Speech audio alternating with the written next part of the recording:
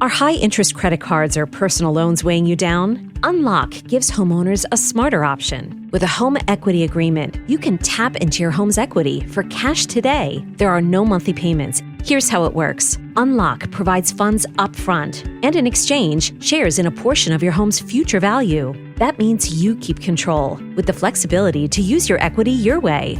Pay off bills, invest in home improvements, or set aside savings for peace of mind. For thousands of homeowners, Unlock has been the key to moving forward without the pressure of another payment. Put your equity to work for you. Visit unlock.com to learn more about a home equity agreement. That's unlock.com to learn more.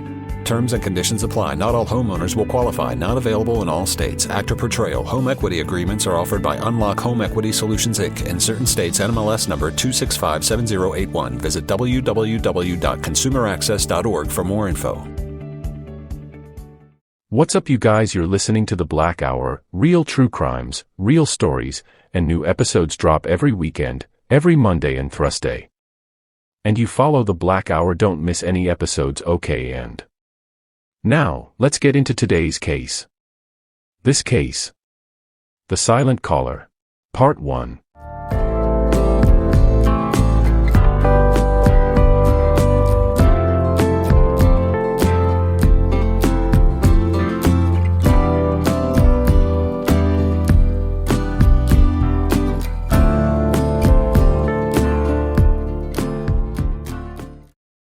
In the southwest corner of Poland, far away from any major city, there's a sharp bend in the Oder River, so sharp, in fact, that it forms a small inlet. The place feels completely untouched. The riverbanks are overgrown with wild grass, and towering pines and oaks form a thick wall around the water. The only people who regularly go out there are die-hard fishermen, drawn in by the abundance of perch, pike, and sun bass. It was a freezing day in December 2000. 3 friends had come to the inlet to fish, like they often did. Everything was silent, still. One of them was reeling in his line when he noticed something drifting close to shore. At first glance, it looked like a log. But as he walked over, the shape caught the light differently, and he realized, this wasn't a log. There was hair. He froze. He shouted for his friends. One of them cautiously reached out with his fishing rod and nudged the object. It rolled slightly, and what they saw made them stagger back.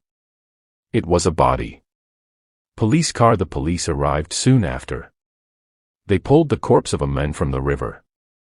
Around his neck was a rope, a noose, to be exact. His hands were tied tightly behind his back, and the rope connecting his neck and wrists had been cut, but the position was telling. He'd been tied in a backward cradle, an absolutely brutal form of restraint. If the victim had moved even slightly, the noose would have pulled tighter, slowly strangling him. It was clear this wasn't an accident. This was torture. This was murder. The man had on only a sweatshirt and underwear. His body showed signs of abuse. He'd been beaten, restrained, and starved. A pathologist confirmed that there was no real food in his system, meaning he'd likely been held captive for days before he died. At first, investigators thought someone had strangled him, then tossed the body into the river. But tests of the fluids in his lungs revealed something far worse. He was still alive when he hit the water. He drowned. Bound. Gagged. Tortured. Alive. Round Pushpin. Eventually, investigators began working through local missing persons cases. One name stood out. Dariusz Janaszewski, a 35-year-old businessman from Wrocław, about 60 miles away. He'd been reported missing by his wife 4 weeks earlier, after he left his downtown advertising office on November 13, and never came back. When police contacted his family, Dariusz's wife couldn't bring herself to view the body. So his mother went instead. One look at the long dark hair, the unmistakable birthmark on his chest, and she knew. It was him. The police threw everything they had at the case. Scuba divers dove into the freezing river, searching for anything, any clue that might lead to a killer. Forensics teams scoured the woods, combing through thick brush and mud. Dozens of people from the victim's life were interviewed. His phone records, bank accounts, and business dealings were all scrutinized. And still, nothing. There were no signs of a robbery. No known enemies. No debts. No criminal record. Dariusz Janiszewski wasn't some shady businessman living a double life. He was a calm, soft-spoken man, a hobby guitarist who wrote songs for his rock band. His wife described him as peaceful, the kind of man who avoided conflict, not created it. They had been married for 8 years. There'd been some rocky patches in the past, sure, but they had reconciled and were even planning to adopt a child. So who would want him dead? No one could answer that. And after 6 months of dead ends, the investigation was closed. Unable to identify the perpetrator or perpetrators, the prosecutor's report read. His family placed a wooden cross near the tree where his body was found. And the media called it the perfect crime. But that wasn't the end of the story. Fall of 2003. Nearly 3 years after Janiszewski's body was discovered, a man named Jacek Wróblewski walked into his small office inside a cold, stone government building in Wrocław, Poland. He turned the key to his personal safe and pulled out an old, dust-covered folder. On the front, in black ink, one name was written. Janiszewski. Wróblewski was a detective. 38 years old. Quiet. Big guy. Pink face, large belly, always dressed in regular slacks and shirts instead of a police uniform. And while he might have looked like someone's uncle from a cookout, he was sharp. Calculated. Dangerous in the best way. He had a little fridge in his office. A coffee pot that never cooled down. And pinned to the walls. Maps of Poland, old case notes, and calendars with half-naked women. He took those down when officials visited. Most officers left the building by 5 p.m., the heavy wooden doors slamming shut one after another. But not Wróblewski. He preferred the quiet of late nights. The silence helped him think. Helped him breathe. The building he worked in. It was practically a fortress, built back when Wrocław was still part of Germany. Underground tunnels still ran beneath it, connecting the police station to the jail and courthouse. Now this wasn't his case originally. Local police had tried and failed to solve it years earlier. But something about the Janiszewski file pulled him in. It was cold. Forgotten. Stale. And that made it perfect for him. His colleagues called him Jack Sparrow, a joke based on his name. Jacek translates to Jack, and Wróbel means sparrow. But Wróblewski always gave the same answer back. I'm more of an eagle. After high school, in 1984, Krzysztof Wróblewski was like a lot of young men, drifting between jobs, trying to figure out who he was supposed to be. He worked as a municipal clerk. Then a locksmith. He even enlisted as a soldier, became an aircraft mechanic, and for a while, defied the communist regime by organizing unions tied to solidarity. But it wasn't until 1994, 5 years after Poland's communist system collapsed, that he finally found where he belonged, the police force. It didn't pay well. It never has. A rookie officer barely scraped together a few $1,000 a year. But for Wróblewski, with a wife and 2 kids to support, money wasn't everything. He'd found his calling. He was a deeply Catholic man, his view of the world black and white, good and evil. He loved the chase. After solving his first murder, he mounted a set of goat horns on his office wall, his own symbol of the hunt, the kill. In his spare time, he enrolled in psychology classes at a local university. His goal?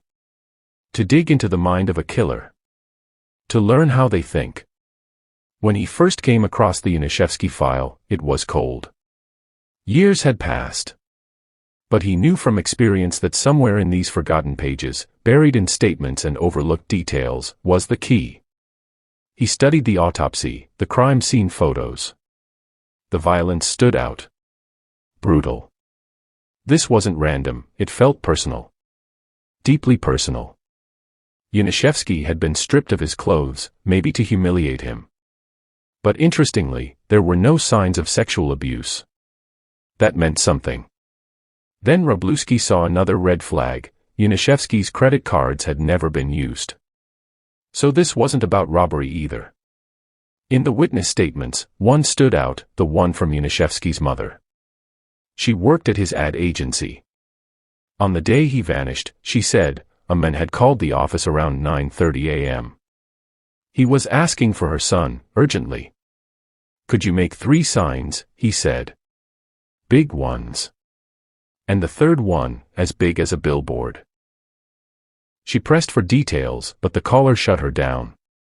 I won't talk to you about this, he said, and demanded to speak with her son. She told him her son wasn't in, but gave the caller his cell number. He didn't leave a name. She didn't recognize the voice, but she remembered something odd about it. Calm. Polished. Like someone used to talking to clients. A professional. And in the background, she heard a low, rumbling noise, like machinery, or maybe traffic. Later that day, when Yanishevsky returned to the office, she asked if the customer had followed up. He said yes, they had arranged to meet that afternoon. At around 4 p.m., a receptionist saw him leave the building. That was the last time anyone ever saw him alive. It was a small decision, but one that would stick out almost immediately.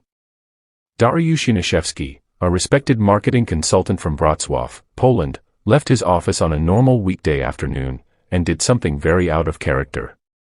He didn't take his car. Now, to the average person, that might not seem strange.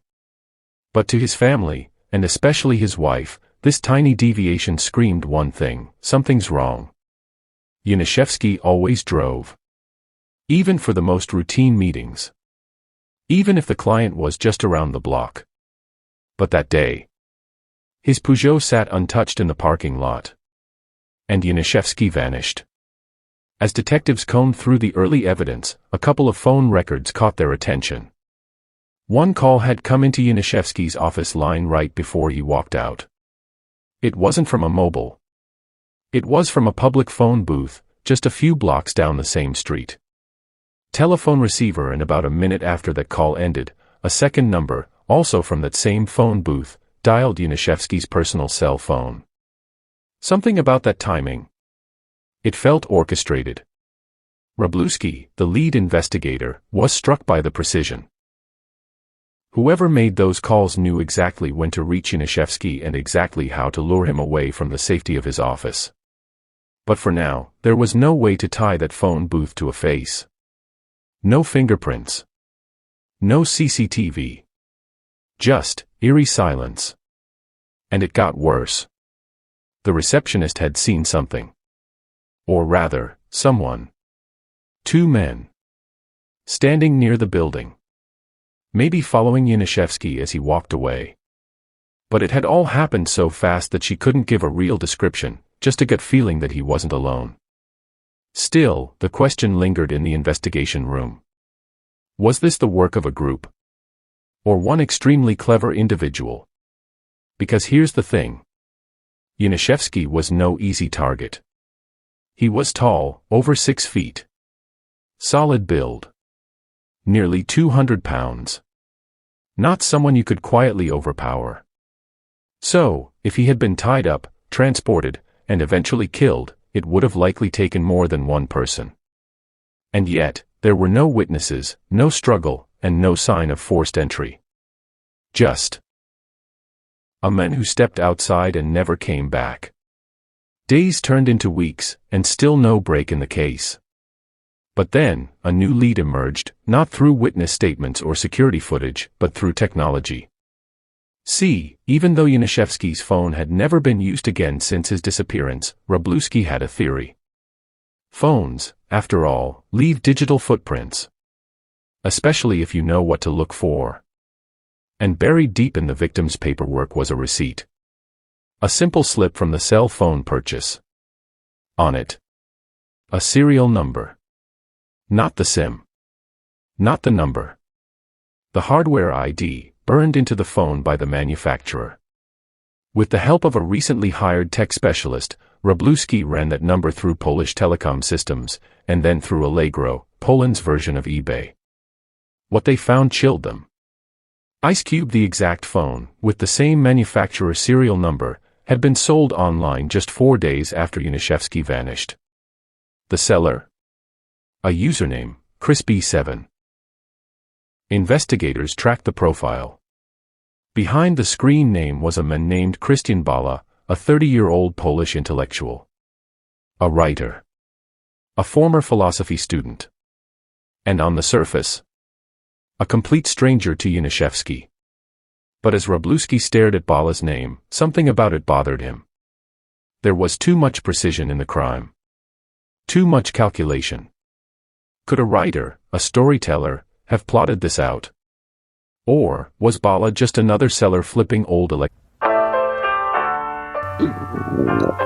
Hear that? That's your gut. Now, would you really trust that same gut to make important decisions for your business? Well, you shouldn't. That's what SurveyMonkey is for. SurveyMonkey can help give you insight from real people that you need to make those big decisions with confidence.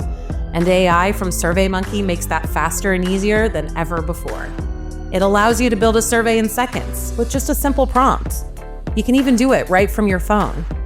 Advanced analysis tools are also powered by AI and are there when the responses pour in to help you dig deep, find patterns, and surface trends quickly.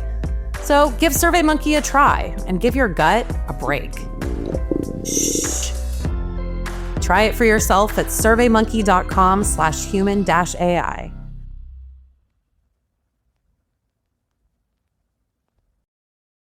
electronics. Either way, Wróblewski had a hunch. This wasn't just a coincidence. And this cell phone. It was about to open the darkest chapter yet. In the next part of this case, we'll follow the trail of Krystian Bala, and a chilling clue hidden in one of his novels that would leave seasoned detectives questioning how much of fiction is actually real. So guys, it felt absurd at first, almost laughable. Could a real killer, someone cold, calculating, and smart enough to commit a murder and get away with it, be foolish enough to sell the victim's phone online? On an open auction site? Detective Wróblewski thought it had to be a coincidence. A mistake. Maybe Krystian Bala had bought the phone from a second-hand dealer. Maybe someone sold it to him, or he found it lying around somewhere. But the timing, the connections, they were too hard to ignore. Bala had left the country by then. He was living abroad, out of reach. But Wróblewski wasn't ready to let it go. He started digging into Bala's background, and that's when he found something strange. Krystian Bala had recently published a novel. A disturbing one.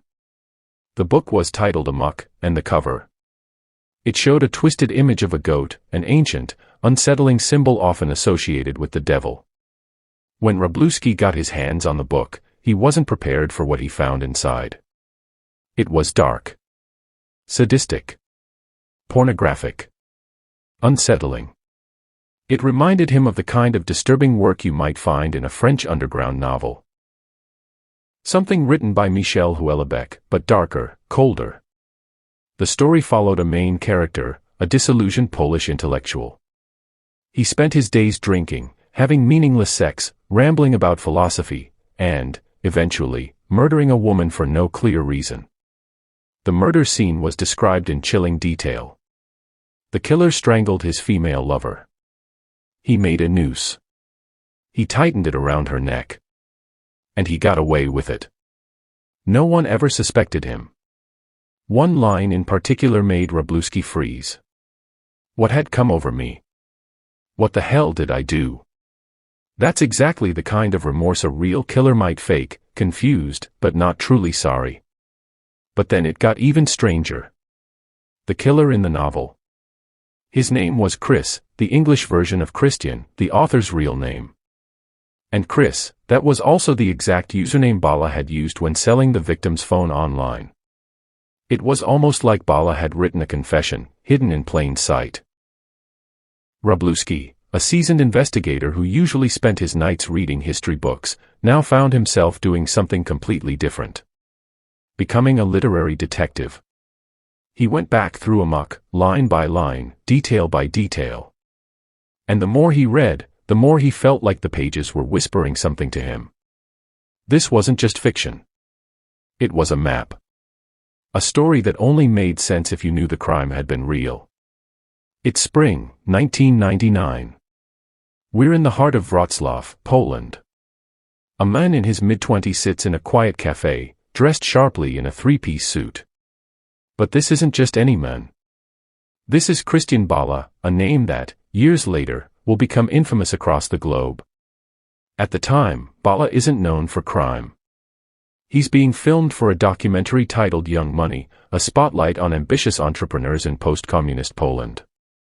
The country is adjusting to capitalism, chaotic, raw, full of promise, and Bała is seen as a symbol of this new, hungry generation. He's just 26, and already owns a company that specializes in industrial cleaning using advanced American machinery. But if you looked closely at Bała that day, you'd notice something strange. Despite the suit, the air of professionalism, there was something off. He didn't look like a businessman. He looked more like a wandering poet. His intense, thoughtful eyes, that unruly mop of curly brown hair, the constant chain smoking, it didn't scream entrepreneur. It whispered something deeper, something darker. His friends called him amour, the French word for love, because of his striking appearance. But beneath the charm was a man who didn't truly want business success. What Bała really wanted was respect. He wanted intellectual dominance. He wanted to be remembered. He once told an interviewer, "I don't feel like a businessman. I always dreamed of an academic career." And truthfully, he could have had one. From a young age, Bała was brilliant. He'd been top of his class in high school, and when he studied philosophy at the University of Wrocław in the 90s, he quickly gained a reputation. He wasn't just smart, he was intimidatingly smart. Other students stayed up all night preparing for exams. Bała. He went out drinking, partied until morning, walked into the exam half-drunk, and still topped the class. His old classmate and friend, Loda Rosinski, who now teaches philosophy himself, remembers trying to keep up. One time, he said, "I went out with him and nearly died taking the exam." Bałą's professors noticed too. One of them, Beata Siaraka, described him as having a rebellious and inquisitive mind. He devoured books, stacking them high in his parents' house in Chojno, a quiet town outside Wrocław. The hallway, the basement, every corner began to fill with philosophy texts. But here's what matters, Bała wasn't reading the standard material. Poland's philosophy schools were still rooted in Marxist and Enlightenment traditions, ideas based on logic, reason, and objective truths. Bała rejected all that. He chased chaos, contradiction, and control. He was obsessed with Ludwig Wittgenstein, a philosopher who believed that language is nothing more than a social game, a series of moves we agree to interpret a certain way. Bała called Wittgenstein my master. But it was Friedrich Nietzsche who really got into his blood. Bała loved Nietzsche's idea that there are no facts, only interpretations. He repeated it often, like a mantra. Another Nietzsche quote he clung to, "Truths are illusions, we've forgotten our illusions." These weren't just academic interests. They were the foundation of Bałą's worldview, and eventually, they would shape something far more disturbing than just philosophical debate. They would shape a murder. So, imagine this. A young man grows up in post-communist Poland, a world where truth has been blurred, reshaped, even erased. Reality was no longer reliable, and for a guy like Krystian Bała, that made perfect sense. After the collapse of the Soviet Empire, Krystian found comfort in the chaos. He became obsessed with philosophers who challenged everything, especially the idea of truth. He devoured books by Nietzsche and Wittgenstein. Not just once. He told a friend in an email, read them 20 times each. And he meant it. Now his father, Stanislaw, was the exact opposite. A blue-collar man, worked construction, drove taxis. He once said, "I'm a simple, uneducated man." And despite being proud of his son's intellect, sometimes he just wanted to rip up all those philosophy books and hand Christian a shovel. "Come plant with me in the garden," he'd say. But Christian was never that guy. Summers in France with his dad. Most kids would sightsee. Christian brought entire suitcases of books. He'd work all day, then study all night. His dad would joke, he knows France better from his books than from walking it. Christian's mind was deep in postmodern philosophy, Derrida, Foucault, the thinkers who questioned whether truth even existed. One idea stood out: maybe language is so unstable, so fluid, that it can't describe truth at all. Maybe our very identity is just a product of language. He wrote his thesis on Richard Rorty, an American philosopher famous for saying, "Convincing your peers. That's what truth really is." But Christian twisted these ideas into something darker. He called it mythocreativity. Basically, he'd invent stories about himself, wild tales. Maybe he had an epic night in Paris. Maybe he dated some beautiful girl at school. He'd tell one person. That person told another. And soon, it became true. His best friend Racinski once said, Christian could create myths about himself so well, even we couldn't tell what was real anymore. To Christian, language was reality. If you could tell a story well enough, convincingly enough, it became the truth. Not just to others, even to himself. And then came the chilling part. Christian didn't just bend reality for fun. He started testing how far he could go. What if he wrote a novel? One that detailed a murder, a brutal, personal crime, in disturbingly specific ways. What if that became part of his myth? Would people believe it was just fiction? Would they even realize it wasn't? Because the deeper you look into Bala's life, the more you realize, this wasn't just a man who read about dangerous ideas. He lived them. Christian Bala didn't just write disturbing things, he lived them. To his fans, he was a radical artist chasing the edge of human experience. He wanted what the philosopher Michel Foucault once called a limit experience, the kind of moment that breaks all boundaries, moral, physical, even linguistic. Bala devoured the darkest minds in literature. Georges Bataille, who fantasized about human sacrifices. William S. Burroughs, who wanted to rub out the word. And of course, the Marquis de Sade, the original icon of chaos, who once asked, "Is it for you to say what is good or what is evil?" Bala saw himself in all of them. He talked about escaping the lies of modern life, rejecting everything from religion to sobriety to sexual taboos. He'd boast about wild nights in brothels, his drunken adventures, his refusal to follow rules. "I won't live long," he told friends, "but I'll live furiously." Some people rolled their eyes at his act. They thought he was just trying too hard to be edgy. One former friend told police, there were rumors that no woman could resist him. His professor described him as charming, energetic, even kind. But the closer you got to Christian Bala, the more blurred the line became between what was real and what was just part of his performance. His best friend, Racinski, once said, Christian liked the idea of being a Nietzschean Superman. But if you knew him well, you realized it was just a game to him. Except, maybe it wasn't a game at all. In 1995, Christian Bala, despite the image he often portrayed of being a free-spirited, deep-thinking rebel, did something surprisingly traditional. He got married. His bride. His high school sweetheart, Stanislava. He called her Stasia. Now, Stasia wasn't into philosophy. She wasn't the type to sit around analyzing Nietzsche or debating the nature of truth. She had dropped out of high school and worked a regular job as a secretary. She was simple, grounded. But for whatever reason, Bala loved her. Or at least said he did. His mother, though. She wasn't buying it. She didn't approve of the relationship, believing Stasia wasn't the right match for her intellectually gifted son. She urged him to wait, to focus on finishing his studies. But Bala pushed forward. He insisted Stasia had always loved him, and now he wanted to be the one to take care of her.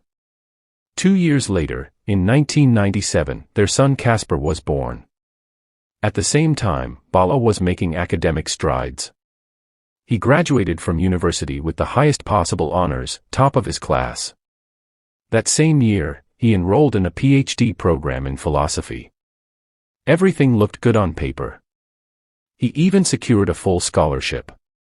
But things were not as perfect behind closed doors. Despite the scholarship, Bala couldn't financially support his new family. He left his studies and tried to become an entrepreneur, starting his own cleaning business. He was even featured in a documentary that explored the rise of young Polish businessmen. But Bala wasn't proud of where life had taken him. In one interview, he stared directly into the camera and said, "Reality came and kicked me in the ass." He gave a tired smile and continued, "Once, I wanted to spray graffiti on walls. Now I'm trying to wash it off." That quote, so layered, so haunting, says everything you need to know about where his life was heading.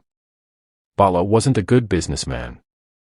Every time money came in, instead of investing it into the company, he'd spend it, sometimes recklessly. Colleagues noticed. By the year 2000, the business had collapsed. He was bankrupt. And his marriage? That too was falling apart. According to Stasia, the main issue was Bala's relationships with other women. She later confessed, "I knew he was having an affair." Eventually, she left him. After the separation, Bala spiraled. He left Poland, spent some time in the US, and later wandered through Asia. He taught English, even became a scuba diving instructor. But all the while, he was working on something else, something darker. His novel. He titled it Amok. And it wasn't just a book. It was a glimpse inside his mind. In many ways, Amok is a modern echo of Dostoevsky's Crime and Punishment. The main character, Chris, believes he's above society's moral rules, above the law. In his twisted philosophy, doing one evil act is justifiable if it leads to a greater truth or purpose. In the novel, Chris murders a woman in cold blood. Then shrugs it off. Why? Because, in his words, truth is being displaced by narrative. Nothing is real. No one is good. Everything is a lie. Even God doesn't exist in his world. One character in the book says he doesn't even know which version of himself is real anymore. And Chris, the fictional killer, admits, "I'm a good liar because I believe in the lies myself."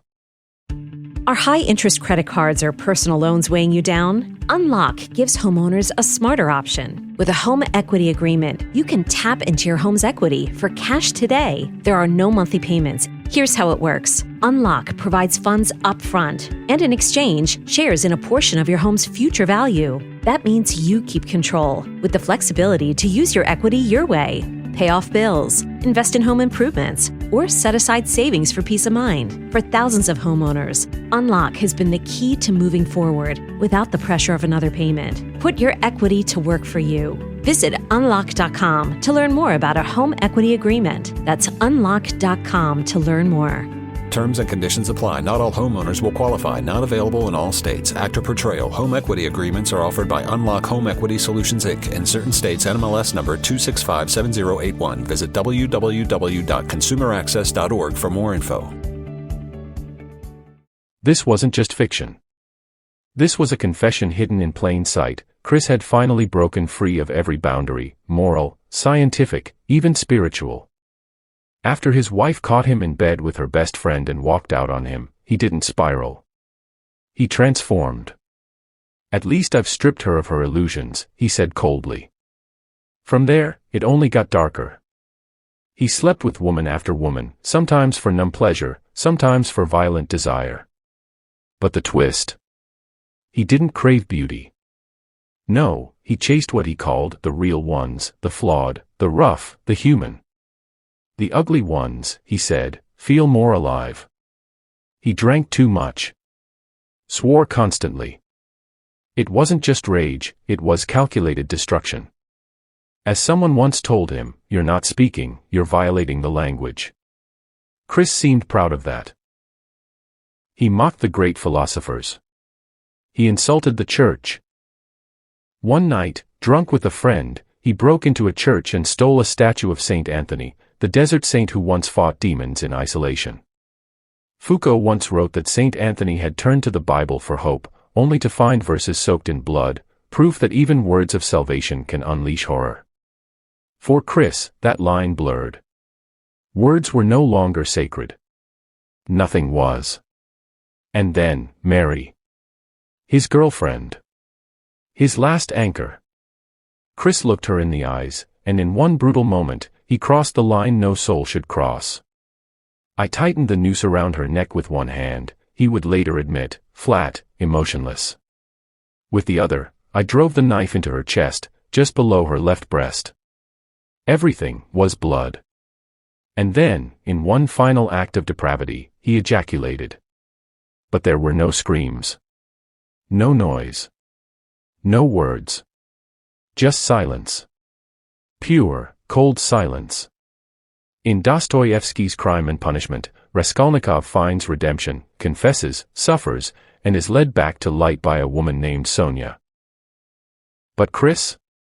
He wears what he calls the white gloves of silence. He never confesses. Never pays. And his wife, also named Sonia, never comes back. Murder leaves no stain, he whispers, and truly believes it. Throughout Amok, the narrator taunts the reader. I'm beginning my story, Chris says at one point. I'll try not to bore you. Another time, he's reading a book about a young author battling guilt, a mirror image of himself. Words twist. Meanings slide. One chapter titled Screwdriver blurs between a weapon, a drink, and a sexual act. Even Mary's murder sounds like a storybook.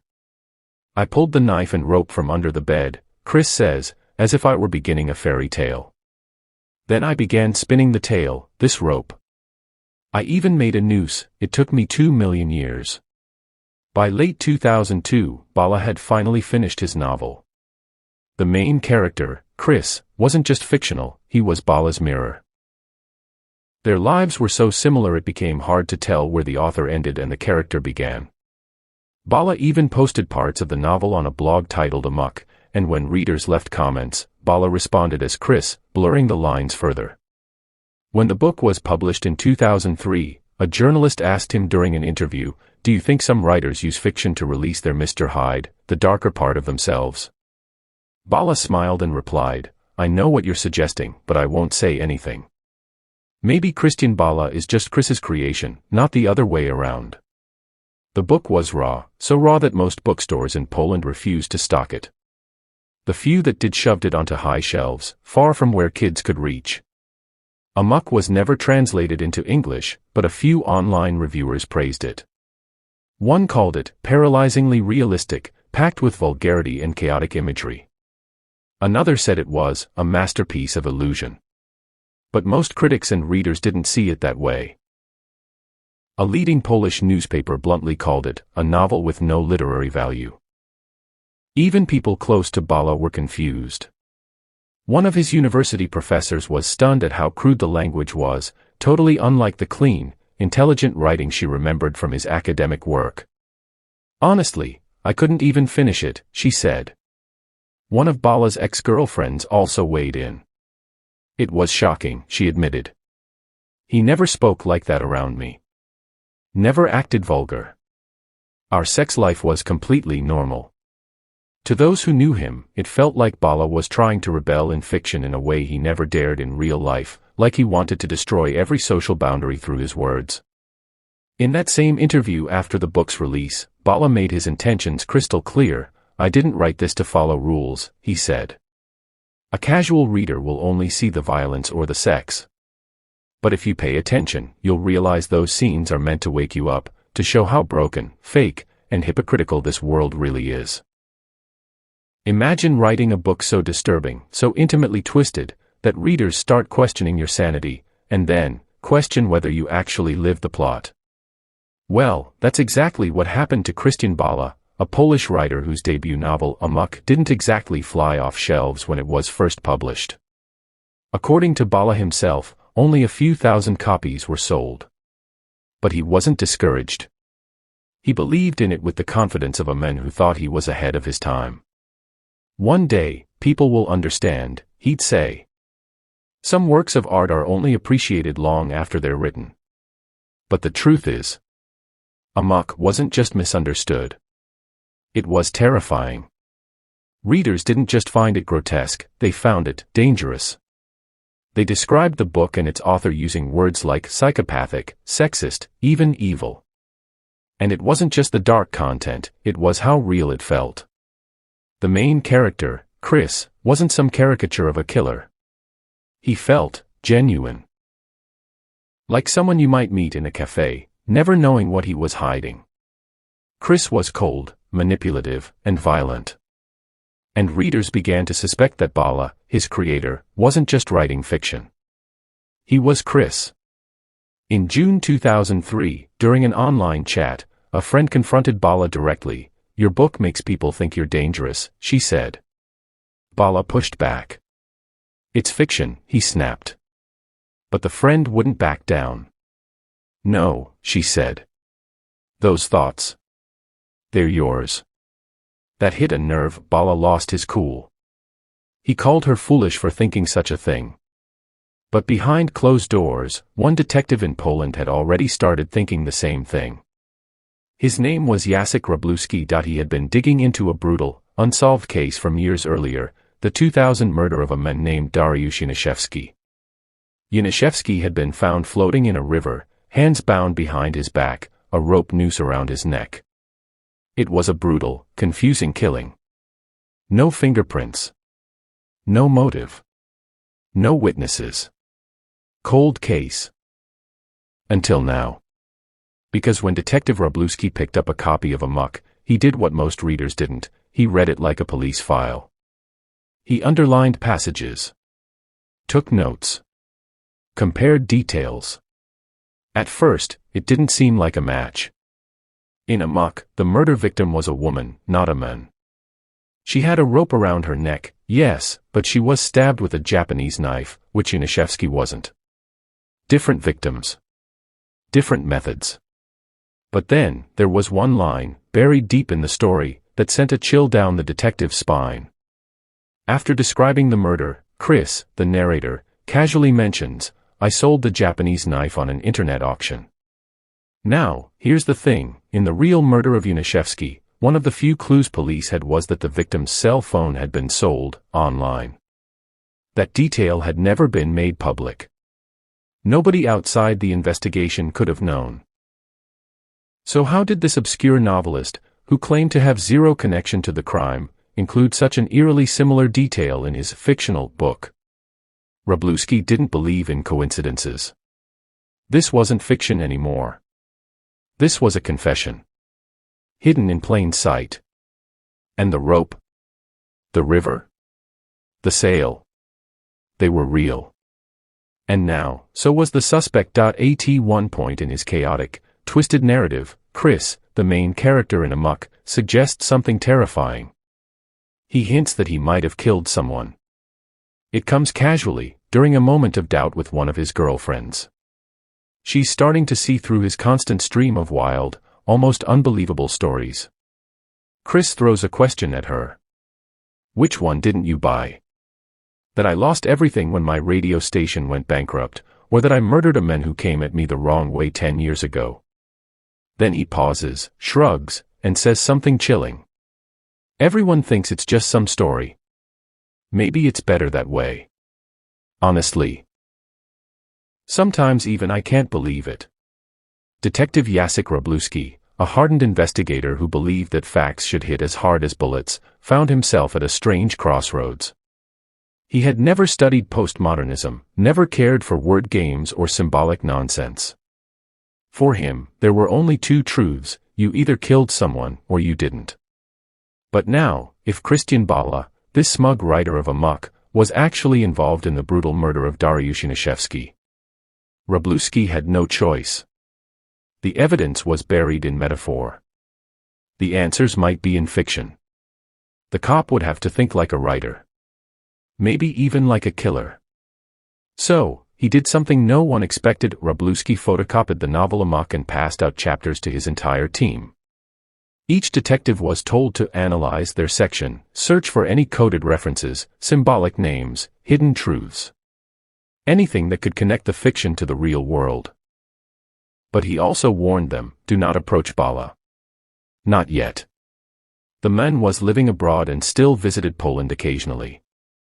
If the author got wind of the investigation, he'd vanish for good. So, no contact with friends. No calls to family. Just quiet. Are you ready to finally make that dream a reality? Maybe it's updating your kitchen, paying down high-interest credit cards, or covering tuition. Your home is more than where you live. It's also your most powerful asset. At Unlock, we make it simple to turn equity into options. With a home equity agreement, you can access cash today without taking on monthly payments. Imagine the freedom to invest in your home, reduce financial stress, or finally start that big project you've been putting off. It's your home. It's your future. Unlock it today. Visit unlock.com to learn more about a home equity agreement. That's unlock.com to learn more. Terms and conditions apply. Not all homeowners will qualify. Not available in all states. Actor Portrayal. Home equity agreements are offered by Unlock Home Equity Solutions, Inc. In certain states, NMLS number 2657081. Visit www.consumeraccess.org for more info.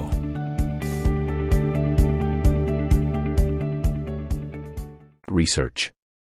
The team started to compare Bala's life to the life of Chris, his character. Wroblewski even kept a running list. Chris and Bala both had degrees in philosophy. Both were recently divorced. Both ran failed businesses. Both drank heavily. Both traveled the world restlessly, almost like they were running from something. And then came a break. Wroblewski found a police report, an old detainment involving Bala and one of his friends, Powell. The document read like déjà vu. It was almost identical to a scene from the book. Powell would later testify in court, saying, "Christian came to my place one night with a bottle. We drank straight through until dawn. Then, as their buzz started to wear off, Bala had an idea. The alcohol was gone, so we went out to buy more," Powell said. "And on the way back, we passed a church. That's when Christian suggested something really stupid. He didn't say what it was, at least not then. But the seed of chaos had been planted. And now, Wroblewski was starting to believe, maybe Amok wasn't a novel after all. Maybe it was a confession." The courtroom was tense as the judge leaned forward and asked a simple question. "What idea did you have?" One of the suspects replied casually, almost mockingly. "We went into the church, we saw the statue of Saint Anthony, and we took it." The judge raised an eyebrow. "What for?" The men shrugged. "We wanted a third person to drink with." Christian later said we were crazy. That moment, as strange as it was, revealed something deeper. It wasn't just a prank. Something darker was bubbling underneath. In his novel Amok, when police catch the character Chris and his friend drinking beside the stolen statue, Chris says, "We were threatened with prison. I was speechless. I don't feel like a criminal, but I became one. I've done far worse things in my life and never faced any consequences." That line shook investigators. Was this just fiction? Or was the author, Christian Bala, leaving behind a trail of his own crimes? Bala once described Amok as a roadmap to a crime, but some law enforcement officials were uneasy with how directly the story seemed to mirror real-life events. It was as if he was guiding them, or taunting them. So the police brought in a criminal psychologist to analyze the character of Chris, hoping it would offer insight into Bala's mind. The psychologist's findings were chilling. She wrote, "Chris is an egocentric man with grand intellectual ambitions. He sees himself as a superior mind, someone above others because of his education and IQ. But underneath that is clear psychopathic behavior. He pushes boundaries to see if he can get away with his sadistic fantasies. He manipulates people, views others as beneath him, and satisfies his sexual desires in a hedonistic, even dangerous way." She added that if Chris were a real person, his mindset could have been shaped by deep insecurities, maybe even trauma from childhood, broken relationships with his parents, or internal conflicts he never resolved. Possibly even repressed desires he couldn't face. And though the psychologist admitted there were eerie overlaps between Christian Bala and the fictional Chris, things like their divorces, their obsession with philosophy, she offered a word of warning. It's not uncommon for writers to embed parts of themselves into their characters. But building a criminal profile based solely on a fictional character, that would be a massive violation. Still, it was hard to ignore one thing: Bala had written a fictional character so close to his own life, and that character had done things uncannily similar to the real-life murder investigators were still trying to solve. Listen now to one of most disturbing real crime cases. This is the Black Hour True Crime Podcast, Real Stories. Real crimes. New USA-based episodes every week. Want to suggest a case or share your thoughts? Reach out. theblackhourpodcast01@gmail.com every Monday and Thursday uploads. Follow us on Spotify and Apple Podcasts and turn on notifications. And remember, keep it the Black Hour. Thanks. Just got a new puppy or kitten? Congrats! But also, yikes. Between crates, beds, toys, treats, and those first few vet visits, you've probably already dropped a small fortune, which is where Lemonade Pet Insurance comes in. It helps cover vet costs so you can focus on what's best for your new pet. The coverage is customizable, sign-up is quick and easy, and your claims are handled in as little as 3 seconds. Pro tip, Lemonade offers a package specifically for puppies and kittens. Get a quote at lemonade.com/pet. Your future self will thank you. Your pet won't. They don't know what insurance is.